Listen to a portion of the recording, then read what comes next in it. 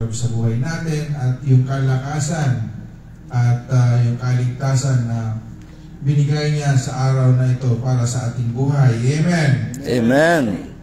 Of course, patiin ko muna yung kuya at ate natin na sa presidential table, ang ating the Charter Governor of the European Union region. Sabi nga nila kanina, hindi alam kung itatawag, Mamang Guapo, Kuya Dennis, JR, Junior. Medyo young generation, JR na lang.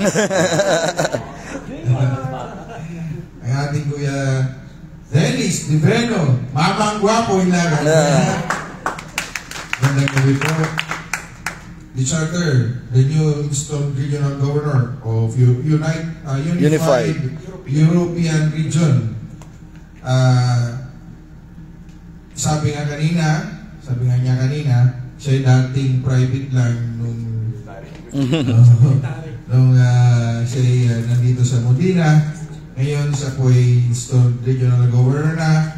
Ang ating Kuya Rene Coling, Kuya. At ayaw niya ipaalam sa inyo kung anong negosyo niya eh. Gusto niya si Kuya Dennis lang, pero ipupurgar ko na siya. Kasi pinag-uusapan namin kanina how he do it, the business, kasi yan naman po talaga yung ating kung gusto niyo pong magpa-package, ayan. Ilang percent ko yan? Ilang percent? 10%. Pagka si Kuya ang magpa-package, halimbawa may mga cargo kayo. May discount po. 10%. Kaya yung Ferrari, yung Lamborghini mo, pwede na yan. Malaking package yun. Of course, si Kuya Jerry, ayan, ayaw ko nang banggitin kung ano mga pinagsasabi nila kanina. Tapos na po yan. Nakalimutan na natin yung mga nakalipas. At of course, ang aking ate na laging nakasuporta sa akin dahil minsan hindi na niya ako nakikita sa bahay namin. Buti nga sumama siya ngayon dito. At sabi nga niya minsan yung papadalan niya ako ng Google. Sabi niya, Daddy, ito yung address natin. Kalimutan mo na. Alam niyo po mga kuya at ate, ito po yung pinakahirap na buhay ng national president. Kaya kayong mga ate na mga governors, ang inyong mga kuya, yung pag-president, ganyan po ang obligasyon natin being the officers of our fraternity. Of course, our Master of Ceremony, the Rosie Director, Kuya Eddie. Ano sabi mo, Steven Seagal? May pangalan ka na ngayon, the Steven Seagal of the, Modena. Of course, yung sumama sa amin kanina, doon sa Lamborghini, Kuya, thank you so much. Laking discount yung pagpasok mo namin doon, no? Si Kuya Nelson. Of course, si Daddy Boy. Talagang magkikita tayo doon sa Batangas, Kuya, pag nandoon ka. Kaya mo, mag-helicopter ulit ako para magkita tayo ulit. Ang si Mang Melody, ate, gandang gabi po. Of course, si Ate Gina, thank you. Sa lahat ng mga ate at kuya na nandito ngayon, magandang gabi po sa inyong lahat. Alam ko pagod na kayo, pero binigyan niyo pa rin ng importansya yung ating organisasyon. Of course, sa lahat ng mga club president, Kuya Joel, Kuya Manano. Dalawang Kuya Joel, Beko, Kuya Joel. Of course, yung ating lady president, Ate Maricel, Ate, magandang gabi, and Ate Evelyn. Good evening, Ate. O hanggang 2026 ang term nyo, akala nyo ngayon lang ha? So, sabay-sabay tayong aalis sa 2026. Kaya,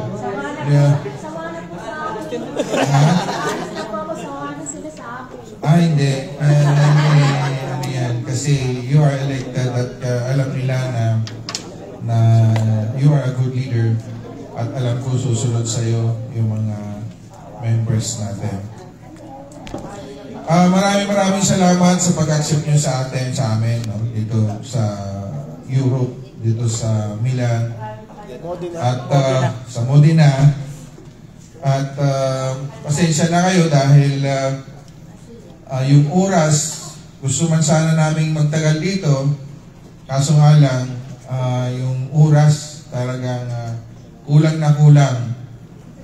At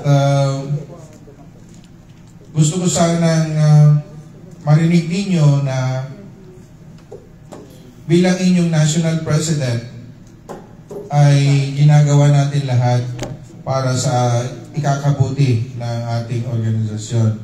And we have a plan by next year, by next year, di ba yung event nung isang diwa? Nakita ko, na-witness ko na sa susunod na event, mas maganda kung kayo ang mangunguna o magiging host doon sa event na yan. Kasi nakita ko na mas marami pa tayong ma-encourage ng mga kuya at ate to join us. Sabi ko nga, sa susunod, taon natin ng June, yung first week ng June. Kasi yung first week ng June, that is the Eagles Week. So, yung ating convention, we're planning for the convention for the whole Europe, no, to be held on first week of June. It's either after the anong magiging pamagat ng Sandiwa pa rin? Magkakaroon tayo ng ibang team. Ibang team naman, ibang team. So ano magandang team? Ang konsulado po ang nagkukuha ng... Sila so kung ano yung bibigay nilang team sa atin, siyempre magsasuggest din kayo. No? Ano ba yung purpose yan? Bakit mayroon pong ganyan na ginaganap? Kasi sa totoo lang, bilang mga Pilipino, no, napakasarap na nagkakaisa tayong lahat, lalong-lalo na tayong mga Agila. Sa bansa natin, ang daming problema. You are lucky dahil nandito kayo, hindi nyo nararamdaman. Diba? Hayaan nyo na kami makaramdam doon. No? Gusto ko lang, ang hinihingi ko lang sa inyo, kahit kayo lang dito magkaisang mga Pilipino, masaya na po ako. Dahil, alam na natin kung ano yung problema sa bansang Pilipinas. What we want, that the Eagle should be part of the solution of the problem of our country, the Philippines.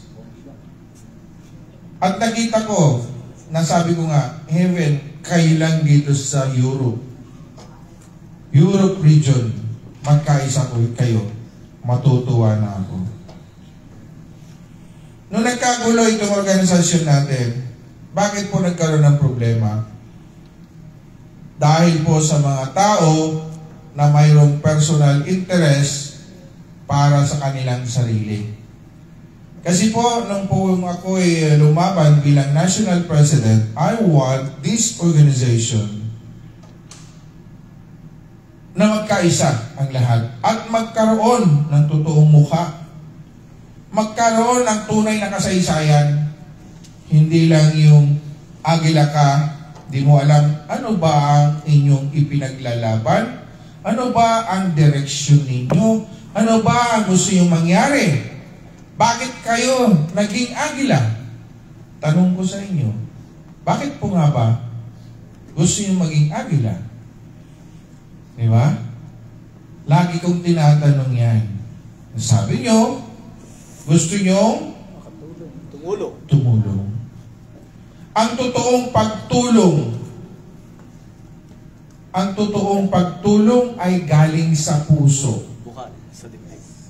Bukal sa kalooban, hindi po sa pilitan.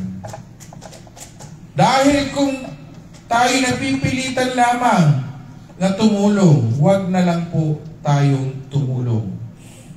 Kasi nasa Biblia yan. Di po ba? Na kung tayo tumutulong na labag sa ating kalooban, ano po ang resulta niyan? Kahit pa milyon-milyon binibigay nyo, wala pong magandang resulta yan. Pero, kahit piso lang yan na binigay mo, at bukal sa kalooban, ang kapalit niyan, siksik, liglig, at umaapaw na biyaya galing sa ating Panginoong Diyos. Palakpakan natin. Pakatandaan niyo po yan. Dahil ako galing po ako dyan sa sitwasyon na yan. Hindi ako galing na sa maramot ako, no. Kasi ang challenge sa buhay natin ay kung paano ka lumaban. Kung paano ka lumaban bilang isang Kristiyano, bilang isang Pilipino. Sabi ko nga, kung ako lang, hindi ko na kailangan ito. Ba't pa ako magpakapagod? Di po ba? Pero, lahat kayo na nandito, mayroon tayong misyon na binigay sa atin ng Panginoong Diyos.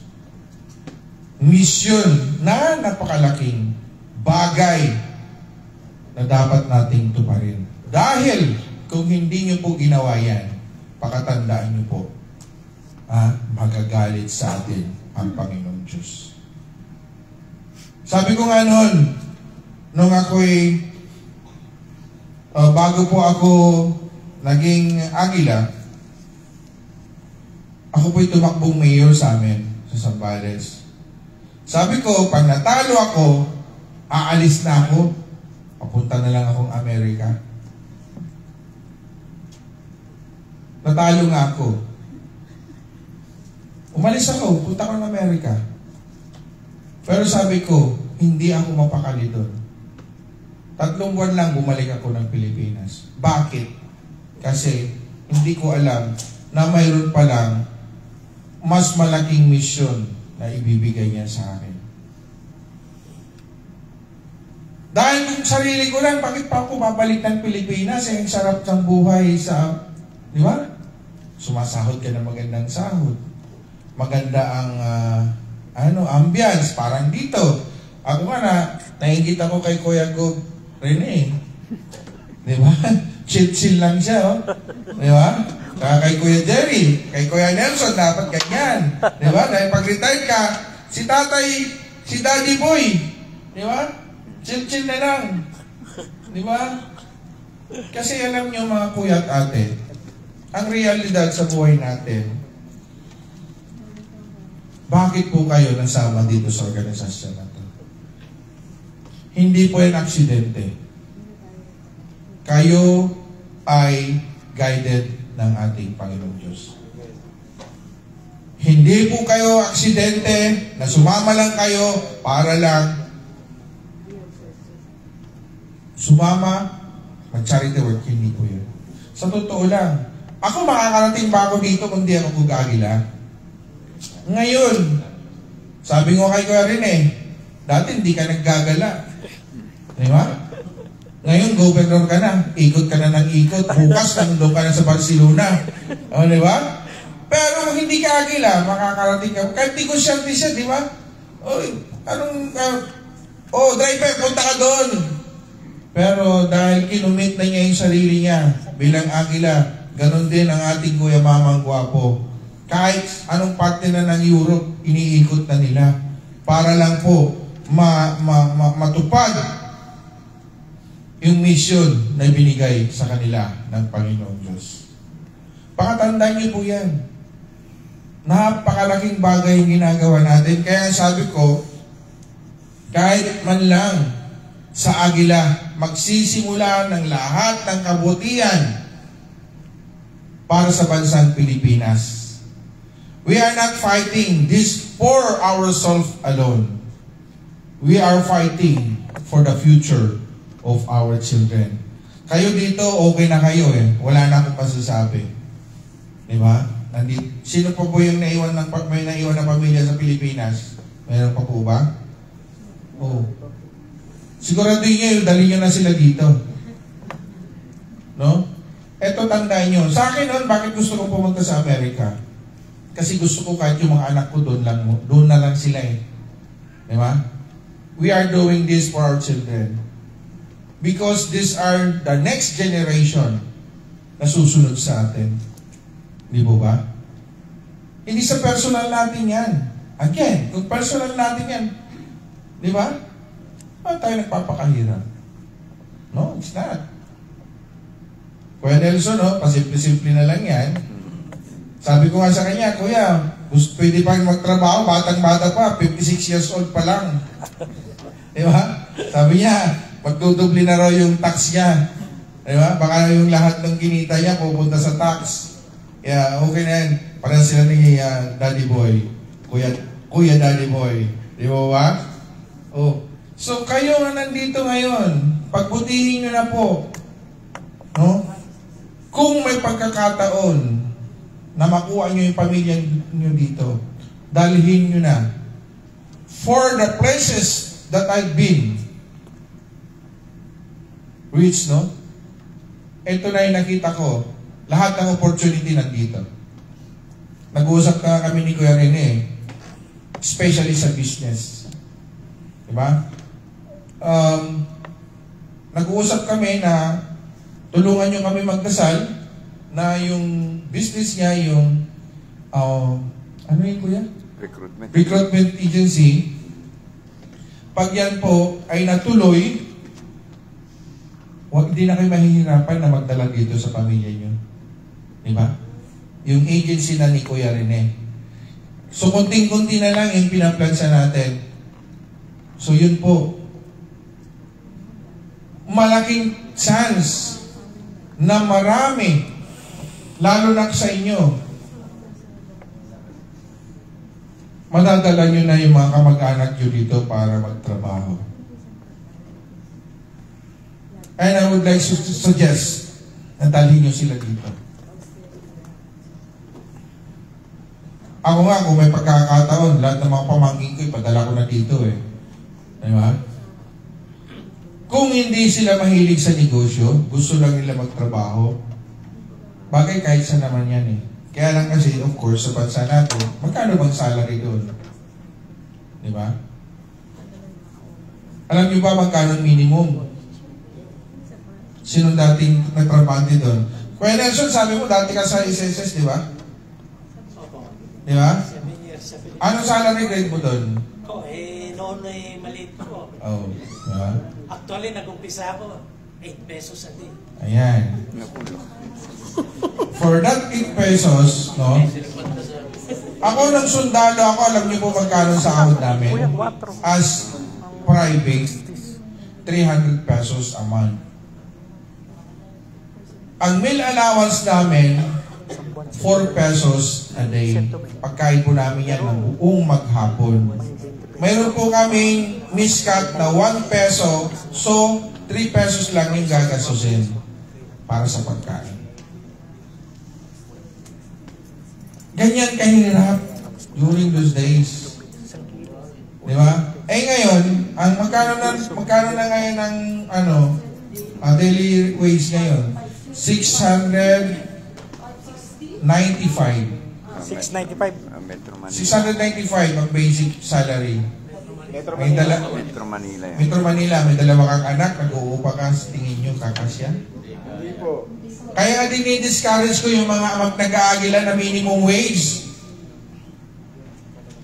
Kung kayo tumatanggap kayo ng minimum wage, pakiusap ko lang sa inyo, huwag na po kayo magtuloy.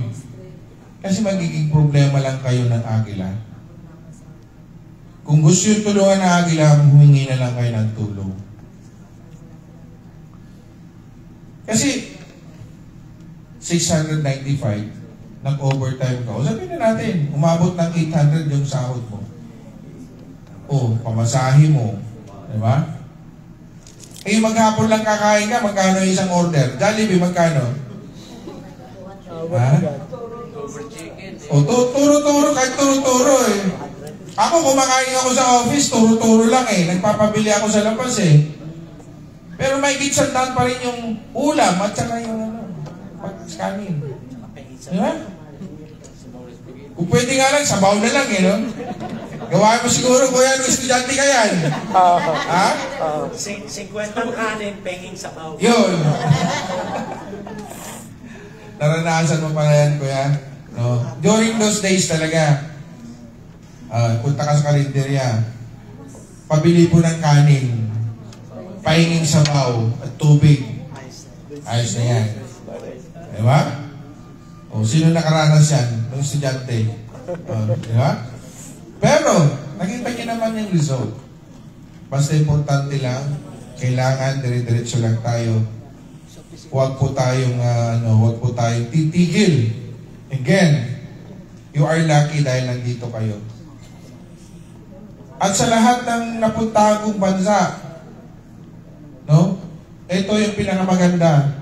Halimbawa, magkaroon ka ng trabaho, magkaroon ka ng negosyo. Ito po. Sa Saudi, pag nagnegosyo ka doon, hindi po pwedeng Pilipino ka magnegosyo ka. Kailangan, majority ang lokal. The same with Singapore, the same with Hong Kong. Kaya nga ako, ini-encourage ko kayo lahat na mag-put up kayo ng sarili nyong negosyo.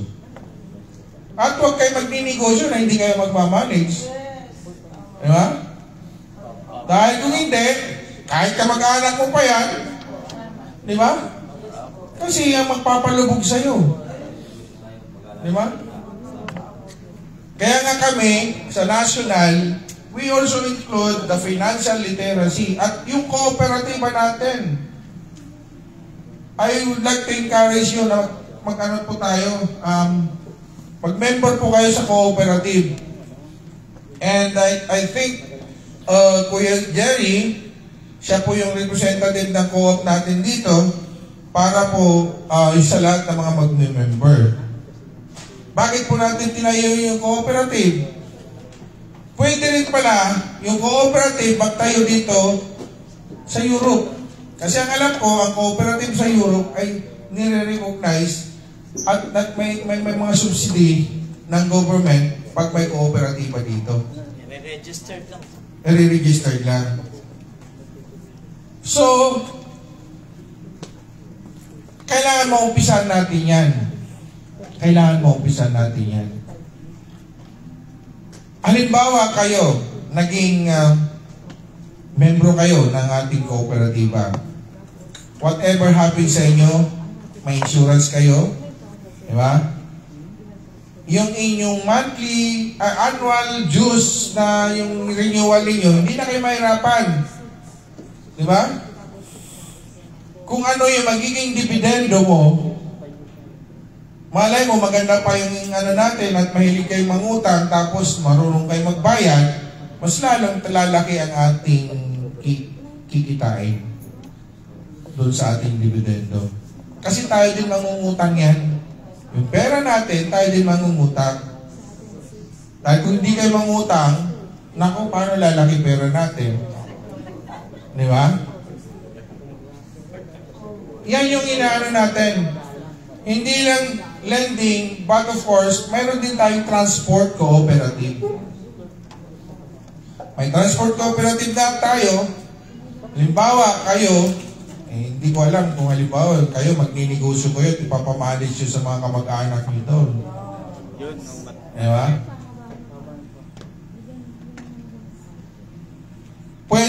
Pwede kayo na maglagay din ng inyong sasakyan doon.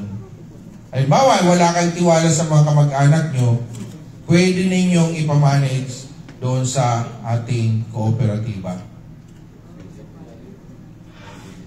Halimbawa, Kuya NP, wala akong pambayad sa aking sasakyan. Okay, may fund na tayo. Basta qualified ka, pwede kang mangutang sa lending, bili mo ng sasakyan, nag-ROI yan. Diba?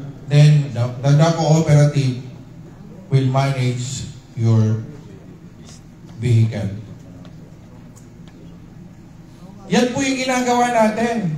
Kasi alam ko, kayo dito sa Europe, hindi naman tayo forever na magtatrabaho eh. Katulad ng ating daddy boy. Ilan taon ka na po yung daddy? 77. Tignan mo, pasado ka na. Yung grade ko anong high school, 75 lang, linampasan mo na eh. Ha? General average ko ng high school ako, kuya, 75 eh. Diba? Pero ang lakas pa niya. Si mami, lakas pa nila. Kasi, bakit malakas? Bakit sila malakas? Kasi number 1, stable lang ang anak. Wala silang sakit ng ulo. Pero, kaya nga, huwag ka nang kapila dyan, kuya ko. Lagi iba yan, minsan. Kaya nga kayong lahat, mga kuya at ate, kung kaya nyo dalhin ang pamilya nyo dito, dalhin nyo na. If you have the chance, no? Huwag nyong gawin tamad ang mga kamag-anak nyo doon. Nag-aantay lang ng padala ninyo. No? Kapapadala mo pa lang, sasabihin nila, pag hindi ka nagbigay, madamot ka. Di ba? At napakaliwanag naman sa Biblia yan. Di ba? Anong sinasabi sa Biblia? Huwag mo siyang bibigyan ng isda. Instead, turuan mo silang mangisda. Di ba? Naintindihan niyo ba yung sinasabi natin? No? Alam niyo ba mga Pilipino, nagiging tamad na talagang totoo. Bakit? Ginawang tamad ng gobyerno. Ayun. Anong ginawa nila? Binigyan ng tupad, AX, or piste. Ano pa? Di ba? Ngayon, naubos yung binigay. Ay, nandito yung kapatid ko, kamag-anak sa Europe. O, ano niya sabihin? Di ba? Tatawag. Emergency. Ganyan ang nangyayari sa bansa natin ngayon. Kaya hanggat maaari, kung kaya nyo silang dalhin dito, dalhin nyo na. Di ba? Pero kung dinala nyo dito, sakit lang din naman ng ulo, huwag na. Kaya nyo na sila doon. Diba? At ipaliwanag nyo sa kanila na dito sa Europe, bawal ang tamad. Di ba? Bawal ang tamad. Minsan nga may mga tao, lalo na mga agilang iba, gusto maging milyonaryo. Pero tamad naman. Pag ninegosyohan nila, yung mga kasama nilang agila, manluloko. Di ba? Ingat kayo, mga kuya at ate. Ha? Mag-ingat kayo.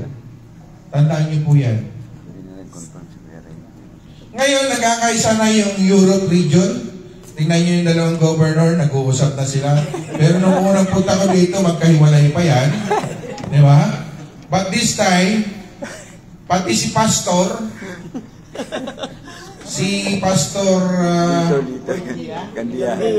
Gandia, nag-usap na rin kami. Sabi ko lang sa kanya, Pastor, dahil ikaw ay pastor ka, alam mo naman siguro ang tama at mali, ipapaliwanag ko lang po sa iyo kung ano nangyari. Ngayon, sabi ko sa kanya, alam mo na, naintindihan mo na. Sabi niya, hindi ko kasi alam yan, Kuya NP. Ngayon, naintindihan mo na. Oo. So, sana sabi ko, pagbalik ko dito, magkakaisa na kayo lahat dito. Kaya lang, nang pagpunta pupunta namin doon, si Pastura, no? Gobernadora. Gobernadora? Punta nadali ako doon eh. Ha? Pinaninindigan pa rin niya yung sinasabi niya na, sabi niya sa akin, Well, P, di ba po pwedeng magkaisa kayo ng mga national president? Sabi ko, hindi ko po sila nire-recognize as national president. Why? Itong mga taong ito, galing sa atin. Di ba? Galing sa atin yan. Katulad yung nag-install sa inyo dito, na region, as regional. Sino kaya, Mike? Si Mike Piso, si Ken Lim. Di ba? Mga kanya eh, expert dito sa atin yan eh. Di ba? Kung ito mga leader na to, sa totoo lang, sinira nila ito napakagandang organisasyon eh. Dahil kung ito hindi maganda, I will not stay here. I had a lot of organization. Sino bang Rotarian dito? O, sinong mga Lion? Si ate. Rotarian ka? Anong district ka ate? Rotary Club of Silangan, San Pablo. San Pablo. Kadistrito yata. 310? O yun, kadistrito tayo. Yeah. Lions, madami dito. Oo. Lions? Sinong Lions? Roar. Mga tigre.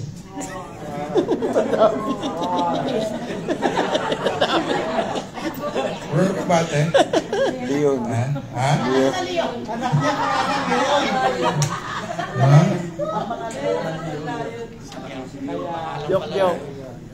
Sa totoo lang, sabi ko nga, napakaganda itong organisasyon na ito. Tayo, nagbibigay tayo sa Rotary, pero saan pumupunta yan? Sa international ko. Di ba? Even the Lions, ganun din. Kaya sabi ko ito, ayusin lang natin ito. This organization have the big mission for the betterment of our country. Huwag po nating baliwalain yung pagkakataon na binigay sa atin yan. Kaya nga ang aking slogan, You are the one. Bakit po you are the one? Nakikita nyo ba yun? Yung sa ano? You are the one. Yeah? You are the one. You meaning unity. Tayong mga agila ang siyang tunay na ehemplo sa tunay na pagkakaisa para sa bansang Pilipinas. At yung R, tayong mga agila ang siyang tunay na ehemplo sa bawat respeto sa bawat Pilipino. Pakatandaan niyo po yan. And the letter D is the most important. We, the Eagles, should have our own discipline among ourselves. Pag nagawa po natin yan, mga kuya at ate ko, walang imposible. Makakatulong tayo sa bansa natin. Sabi ko nga, even the Eagles alone can do these things. Sayang kung hindi po natin gagawin. And I still remember, nung ako'y elementary pa lang, tinanggal na kasi yan sa sa college yung Rizal Life. Di ba? Words and Life of Rizal. Works and Life of Rizal. Pero naabutan ko pa yun. Sino nang hindi nakaabot sa college yun? Mga bata. Ha? O, si Kuya Jerry, naabutan mo yan eh. No? Ayun, si ate. Social science. Di ba? Ang sabi niya, ang kabataan ay pag-asa ng bayan. But this time, ang agila ang pag-asa ng bayan. Tandaan po yan. Kailangan lang natin panindigan.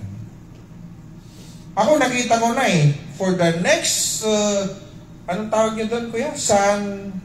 Sandiwa?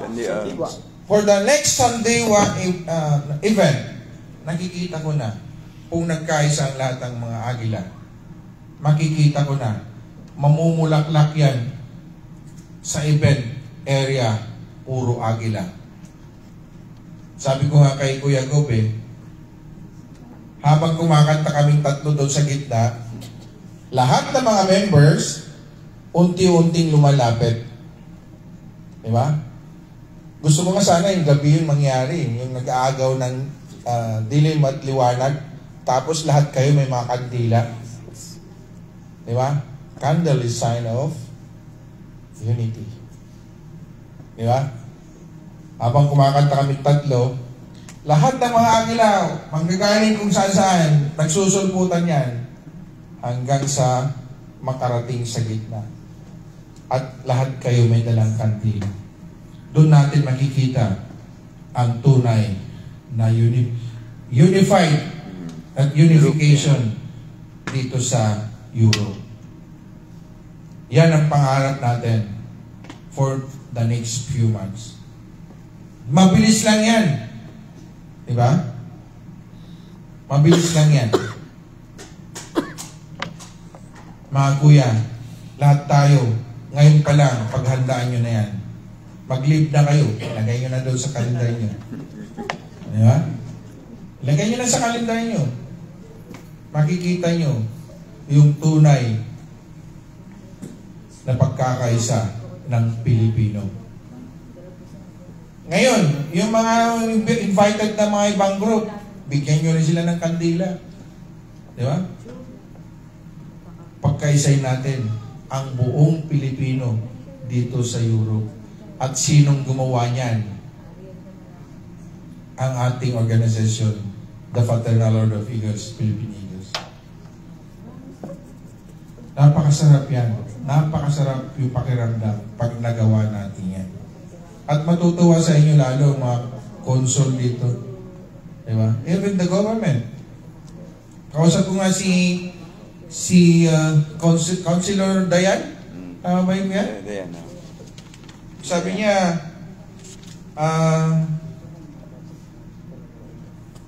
yearly kayong gumagawa na, no? Yes, bro. Kaya lang, first time na ginawa doon sa venue na yan. Sabi ko nga sa kanya, siguro, we have to say thank you to the Lord kasi natuloy pa rin. Muntik nang hindi magtuloy, di ba? Ako nga, nasa hotel ako, sabi ko, hey, mga alas 10 na ako magigising. Nag-gigs si Kuya to. Sabi niya, Kuya LP, sabi niya, cancel yung event bukas. Sabi ko kay ate, naku mami, sabi ko, kahit alas 10 na tayo gigising. Mga bandang alauna, nag-text siya. Buti na lang, morning, maaga kaming gumising, 6 o'clock nagja-jogging kami. Pagdating namin sa hotel, binuksan ko yung cellphone ko. Sabi ni Kuya Go, tuloy. Ang Pero alam niyo po, sabi nga nila, pagbaba ko dito sa, akala ko nga talagang napakainit dito eh. Pagbaba namin dito sa airport, biglang umulan. Tapos, kinaumagahan, sabi niya, morning ang ulan. Di ba, Kuya Go? Pero anong ginawa ni God? Gabi niya inulan. So yung blessing yan. Alam ko blessing yan. And that time, God is with us. Palakpakan natin ang di ba?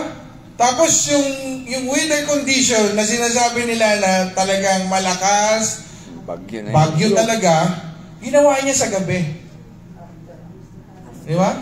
Pero ang expectation in-expect ng lahat, morning. Morning niyang ginawa. Kaya sabi ko, Lord, napakabait mo dahil biri mo yung event na yan natuloy. Kaya yung iba, hindi na nakapag talaga, dahil pinatunayan na nila na was cancelled. O, tulog na lang ako. Pagod din galing sa trabaho yan. Yung iba nga, sabi sa akin, si Ate Annabel sabi niya, Kuya LP, paano po pupunta alas 12 na ako nagising kasi nakag-cancel. Wala nga, ang tarp ng tulog din ang wala. May dala ng tarpaulin. Tulog din. Oh. So, again and again, sasabihin ko sa inyo, walang imposible kung tayo nagdadasal sa ating Panginoong Diyos. Walang imposible kung mananalig tayo sa Kanya. At walang imposible na itong ginagawa natin para sa ating bansa at sa kapwa nating Pilipino ay hindi natin magagawa dahil we are guided by our God. Diba? Guided tayo. Tandaan niyo po yan. Ano man ang ginagawa natin sa buhay natin, huwag nating kakalimutan ang ating Panginoon Diyos. Kasi lahat ng ginagawa natin, alam niya. Alam din niya kung nagsisinungaling tayo. Diba? Kaya, from now on, I would like to encourage everybody na huwag nating kalimutan magpasalamat sa Panginoon Diyos sa lahat ng mga blessing. And again, ni-encourage ko kayo lahat din. Dali nyo dito yung pamilya ninyo. Dali nyo dito yung pamilya ninyo. Dahil sa bansa natin, kung di tayo kikilos ng mga agila, hindi ko alam kung saan tayo patutungo. Minsan nagtatanong ako sa sarili ko, ano ba yung ginagawa ko? Di ba? Pero dahil sa nakikita ko sa mga leaders ninyo, dahil sa nakikita ko sa inyo na eager kayo na tumulong sa bansa natin, mas lalo na ako na ipagpapatuloy kung ano yung nasimulan natin.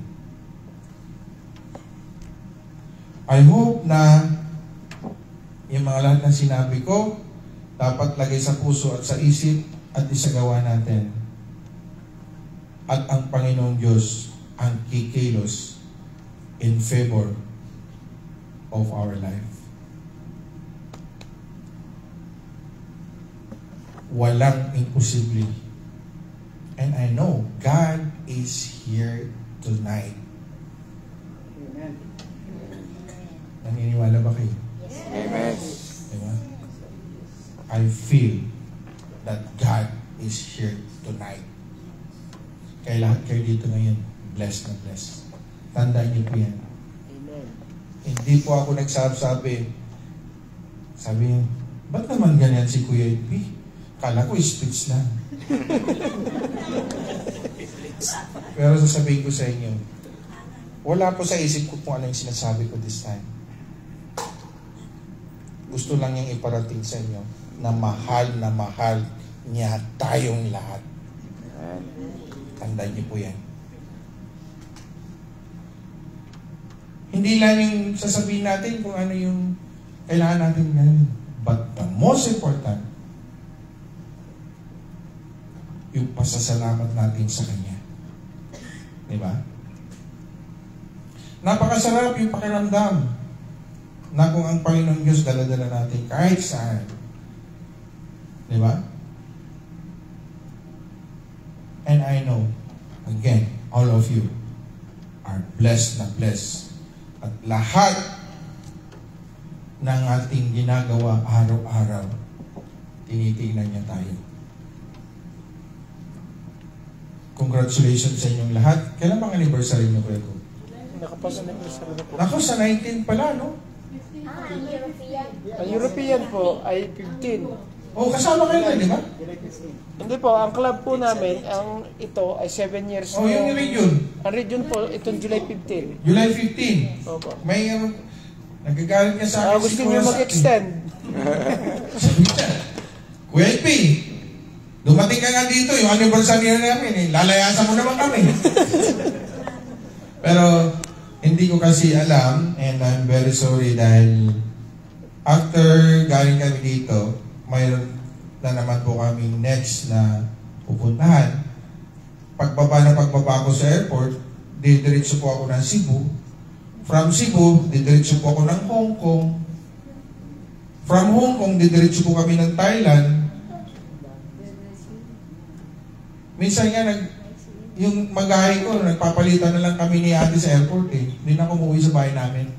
Kaya pinapadala na lang ako ng Google Map. Ganyan po kahirap ang buhay ng National President. Kaya kung si Kuya Kuya Mamang Gwapo at pumunta sa Pilipinas maging national president. No. At Gina Mandaka. Dito pa nga lang po eh. Hinahanap na. Di ba? Yan po ang buhay ng national president. Kasi, bakit po ginagawa natin? Uulitin ko.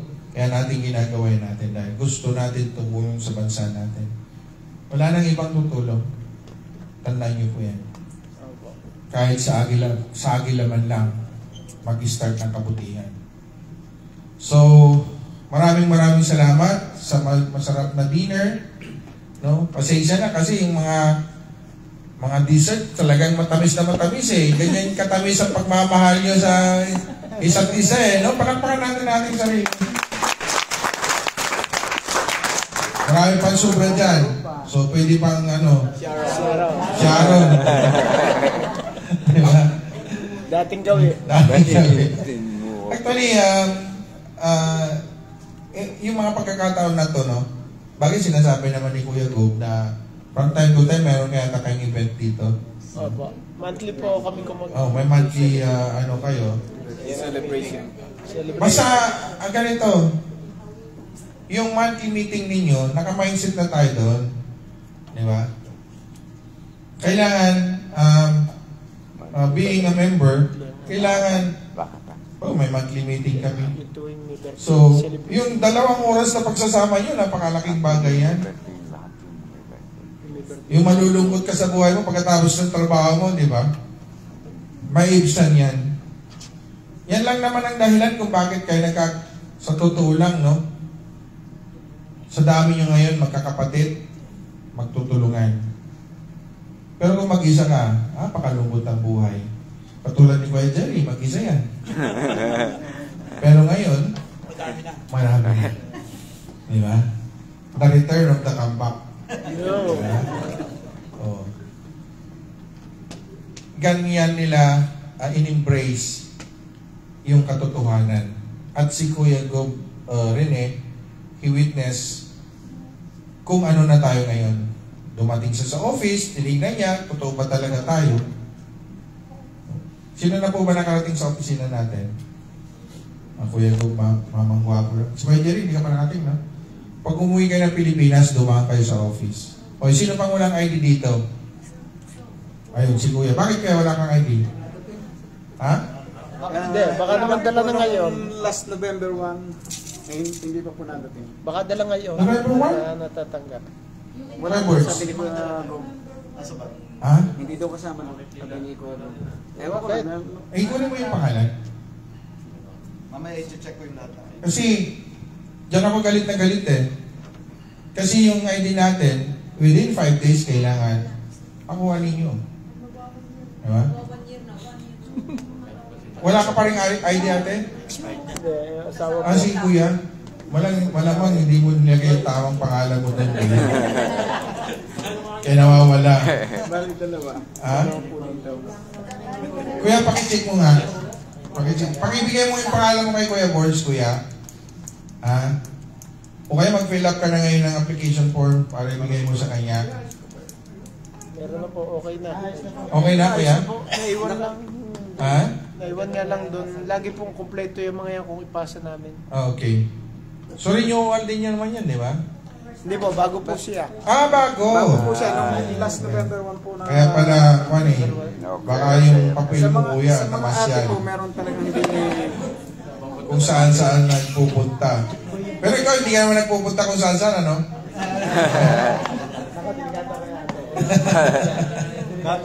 Joke lang. Gusto ko sa'yo, hindi tayo serious. Ano lang tayo. No?